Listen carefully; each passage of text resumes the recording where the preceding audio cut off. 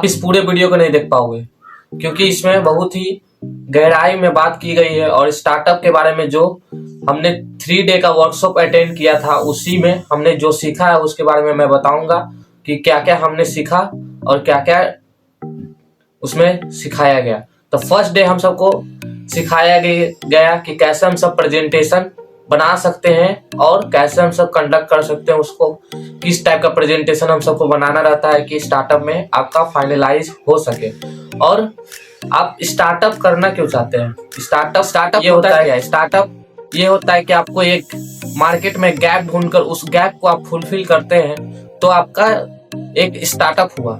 ये नहीं कि जो ट्रेडिशनल में चल रहा है उसी बिजनेस को आप कर रहे हैं तो वो एक स्टार्टअप नहीं हो पाता, वो एक बिजनेस कहलाएगा। लेकिन एक स्टार्टअप क्या हुआ कि एक जो भी मार्केट में गैप है उसको फुलफिल करे तो वो होता है स्टार्टअप। जैसे जोमेटो है, वो क्या फुलफिल कर रहा है कि डिलीवरी सर्विस दे रहा है। ब्लिंकिट है, डिलीवरी सर्विस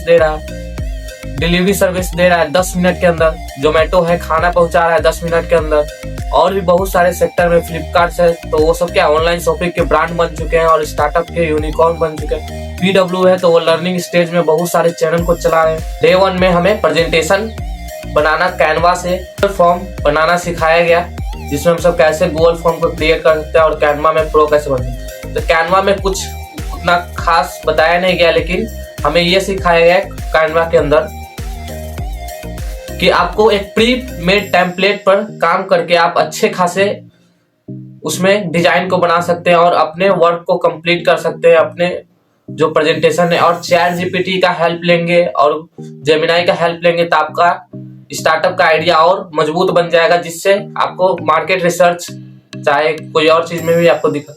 तो मेनली हम सब बात करेंगे कि हमको प्रेजेंटेशन में बनाना क्या है। तो फर्स्टली हमारा रहेगा प्रेजेंटेशन में फर्स्ट पॉइंट स्टार्टअप का नाम रहेगा। प्रेजेंटेशन में हम सब का क्या रहेगा, स्टार्टअप का नाम रहेगा, जो स्टार्टअप, और आपको स्लोगन रहेगा, क्या आप चेंजेस लाना चाहते हैं उस स्टार्टअप के माध्यम से। जैसे जोमेटो अपने से क्या लाता है चेंजेस, कि उसमें सुधार लाता है डिलीवरी सर्विस में, और जो भी पार्टनर बने हुए हैं उसको जोड़ता है, रेस्टोरेंट को जोड़ता है। तो उसमें नाम हो सकता, पहला तो स्टार्टअप का नाम होगा, फिर उसके बाद लोगो होगा, फिर उसके बाद आपका स्लोगन हो सकता है कि क्या आप चेंज लाना चाहते हैं। फिर उसमें फाउंडर का नाम लिख सकते हैं कि आप जो आप फाउंड कर रहे हैं उनके नाम लिख सकते हैं, कि आप अपना नाम लिख सकते हैं, आप फाउंड कर रहे हैं तो। फिर सेकेंड स्टेप में क्या होगा कि आपको प्रॉब्लम या गैप फिल करना है, कि क्या आप प्रॉब्लम दे रहे हैं। तो प्रॉब्लम को सबसे बड़ा बताना है कि क्या प्रॉब्लम आप को लेकर चल रहे हैं और उसको क्या आगे नेक्स्ट 3 पेज पे होगा कि आपका सॉल्यूशन क्या होगा। नेक्स्ट पेज पे आपका तीसरा नंबर पे आपका सॉल्यूशन क्या रह सकता है उसके बारे में बताएंगे। फिर वैल्यू प्रोपोजिशन, क्या आप वैल्यू ऐड कर रहे हैं समाज में और क्या उससे आपको पूरे समाज को बेनिफिट हो सकता है, और क्या आप उस प्रोडक्ट से आप आगे ले जा सकते हैं कहीं भी, कुछ से एक्सप्लेन करना है वैल्यू प्रोपोजिशन में। फिर आपका मार्केट साइज देखना है कि आपका जो आप कर रहे हैं उसमें आपको मार्केट साइज देखना है कि क्या आपका मार्केट साइज हो सकता है। जैसे कि इसमें 3 चीज बताया गया, टैम, सैम और सोम। टैम में बताया गया कि आपको टोटल मार्केट एड्रेसेबल देखना है। क्या देखना है? Total market addressable. Total market addressable क्या होता है, जिसमें आपको टोटली आप एक कंट्री के में कितना आपको का मार्केट है, कितना ट्रिलियन का मार्केट है या कितना बिलियन का मार्केट है, उसको एनालाइज करते हैं और उस पर आपको मार्केट रिसर्च करते हैं। फिर आप अपने स्टेट के फिर टाइम में देखते हैं कि हम सब स्टेट में कैसे कितना मार्केट है, स्टेट में कैसे आप सब आगे बढ़ सकते हैं, और उसमें सैम में कितना स्टेट में मार्केट आपका साइज रहेगा। फिर सोम में आपके जो डिस्ट्रिक्ट है उसके जो सिटी है उसके अथी पे आपको देखा जाएगा कि कितना आपका सैम है, सोम है। फिर छठे पेज में हम सबको सिखाया गया कि बिजनेस मॉडल कैसे क्रिएट करना है। बिजनेस मॉडल में क्या क्या पॉइंट रहते हैं।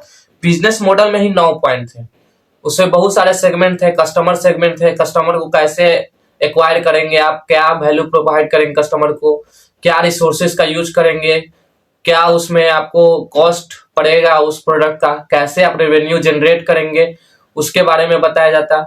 और आपका की पार्टनर क्या रहेगा, कहाँ से आप सामान खरीदेंगे तो आपको किफायत दाम में मिलेगा, और कहाँ पर आप सेल करेंगे तो आपके अच्छे प्राइस और अच्छे गुड्स बेनिफिट होंगे। फिर नेक्स्ट है,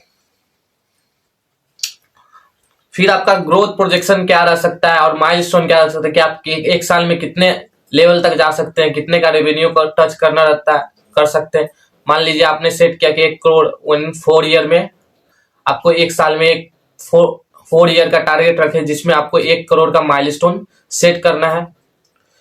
फिर इम्पैक्ट ऑन सोसाइटी, अब सोसाइटी पर क्या इम्पैक्ट कर रहे हैं कि आप एम्प्लॉयमेंट जनरेट कर रहे हैं और बहुत सारे चीज को एम्प्लॉयमेंट जनरेट कर रहे हैं और अपने जो ट्रेडिशनल है उसको आप अपर लेवल तक ले जा रहे हैं और दूसरे मार्केट साइज को एक्सपोर्ट भी कर रहे हैं दूसरे देश में। पोजीशन क्या होता है कि टीम कंपोजिशन, अब कितने आदमी मिलके आप सब ये वर्क को कंप्लीट करेंगे, कौन वेबसाइट हैंडल करेगा, कौन आपके मार्केट को रिसर्च करेगा, कौन आपके प्रोडक्शन को मैनेज करेगा कि कैसे आप सब प्रोडक्शन करेंगे, वो सब को मैनेज करेगा, कौन आपका कस्टमर हैंडलिंग करेगा, वो सब भी आपको नेसेसिटी है। मेनली डे 1 में इतना ही बताया गया और इसी का एलोब्रेशन डे 2 में किया गया था। इसमें तो स्लाइड बताया गया था लेकिन डे 2 में इसका फुल्ली एलोब्रेशन किया गया, जो मैंने आपको बता दिया कि कैसे आप मार्केट रिसर्च कर सकते हैं। जैसे कि आईफोन ने अपना ब्रांडिंग किया हुआ है उस टाइप्स का कि क्योंकि रिच लोग खरीद सके, लेकिन वो रिच के लिए नहीं है, वो सिक्योरिटी पर्पज के लिए काम आता है। वो आईफोन किस लिए लोग लेते हैं, लेकिन सिक्योरिटी पर्पज। लेकिन अब इंडिया में क्या है कि सब शो ऑफ के लिए ले रहे हैं कि शो ऑफ करना है, अपने माता पिता के पैसों से ही लिए जा रहे हैं और शो ऑफ करना। हमारा भी कुछ वैल्यू बढ़ेगा, वैल्यू मोबाइल से नहीं आपके नॉलेज से बढ़ता है। और हमेशा सोचना है अपना, डे 2 में ही बताया गया कि आपको हमेशा कस्टमर के पर्सपेक्टिव से सोचना है कि कैसे आप कस्टमर के पर्सपेक्टिव से सोचना है कि कैसे आपके लाभदायक होगा।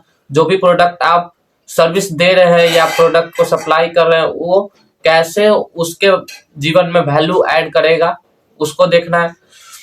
फिर कस्टमर्स वैल्यू प्रोपोजिशन ही बताया गया। फिर टारगेट मार्केट, कौन सा आपका मार्केट टारगेट है, स्यूट्स का है, टेक का है या आपके कोडिंग का है, या जो भी आप समझे, जो भी मार्केट आपने रिसर्च किया हो। पेट पर है तो पेट का रिसर्च करें, पेट कहाँ का है।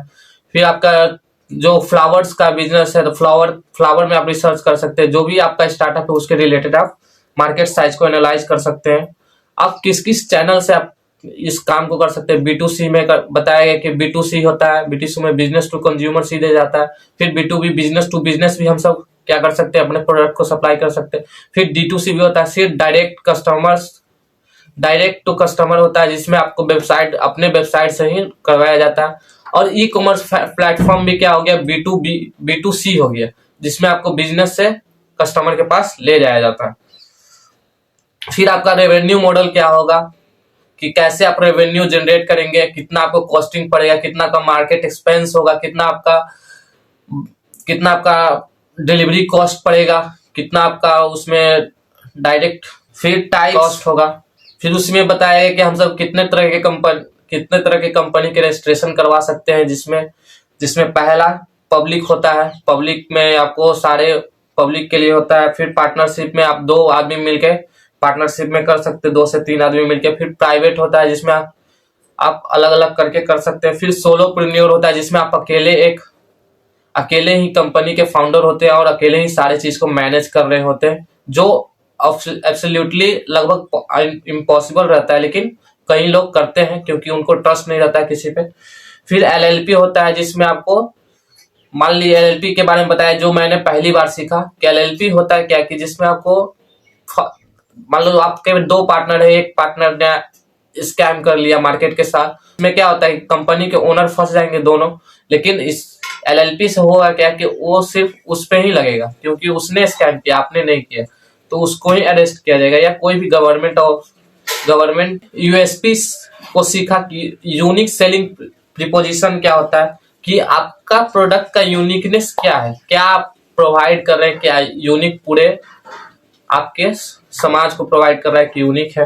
स्टार्टअप कर रहे हैं तो आपको क्या क्या चीज नेसेसिटी है, तो आपका पर्सनल डेवलपमेंट मैंडेटरी है, आपका कम्युनिकेशन स्किल बेहतर रहना चाहिए, कॉन्फिडेंस फुल्ली रहना चाहिए अपने प्रोडक्ट के, अपने कन्वीनियंस। जब तक आपके अपने प्रोडक्ट पे कन्वेंस नहीं रहेंगे तब तक आप दूसरों को कन्वेंस नहीं करते। 4 से 5 स्टार्टअप का देखो कि पहला इकोफ्लैक्ट, दूसरा था विशुद्ध और तीसरा था आस्टोम के बारे में हमने देखा कि तीनों स्टार्टअप हमारे सर के यहाँ से फंडिंग ले चुके हैं और यहाँ स्टार्टअप इंडिया के बारे में जाना और स्टार्टअप बिहार के बारे में, जिसमें आपको 10 लाख तक की फंडिंग मिल सकती है और भी 10 साल के लिए 0% इंटरेस्ट के बाद। उसके बाद आपका EMI, अगर आपका बिजनेस नहीं चलता है और आप परफेक्टली बता पा रहे हैं कि आपका कहाँ लॉस हो रहा है, कहाँ थी, तो आपको उसको चुकाने का भी जरूरत नहीं, क्योंकि 90% से ज्यादा स्टार्टअप पहले 5 साल में ही फेल हो जाते हैं। तीसरे दिन हमें प्रेजेंटेशन देना पड़ा, जिसमें आपको प्रेजेंटेशन स्किल्स सीखने का मौका मिला और उसमें आपको प्रेजेंट करने का अपने आप को मौका मिला कि कैसे आप सब एक दूसरा को प्रेजेंट कर रहे हैं, आपका कम्युनिकेशन स्किल कैसा है, अपने बातों को कैसे रख पा रहे हैं, उसके बारे में सिखाया गया। और प्रेजेंटेशन, अच्छे क्वालिटी के प्रेजेंटेशन कैसे बनाया जाएगा वो भी आपको हैंड टू हैंड सिखाया गया। जो हमने सीखा कैनवा की मदद से या गूगल फॉर्म भी बनाना सिखाया गया। फिर उसके बाद हमें सर्टिफिकेशन मिला उनके तरफ से, जो पहला तो ये सर्टिफिकेशन मिला हमें, देखिए। फिर स्टार्टअप सेल LMCBM के बारे में, ये सब के बारे में उन्होंने प्रोवाइड किया कि हमें ये सब चीज पे काम करना होगा तो हमारा स्टार्टअप अच्छे तरीके से चल सकता है। तो थैंक यू दोस्तों, इसमें कोई फेक बातें नहीं थी, जो भी मैंने अपने सीखा उसको आपको बताया। आप इसे एनालाइज भी कर सकते हैं और अपने समझ से सोच भी सकते हैं। और हमने इसी टाइप को बनाने के लिए एक कम्युनिटी दिया है, और हमारे चैनल को सब्सक्राइब कर दे। Thank you.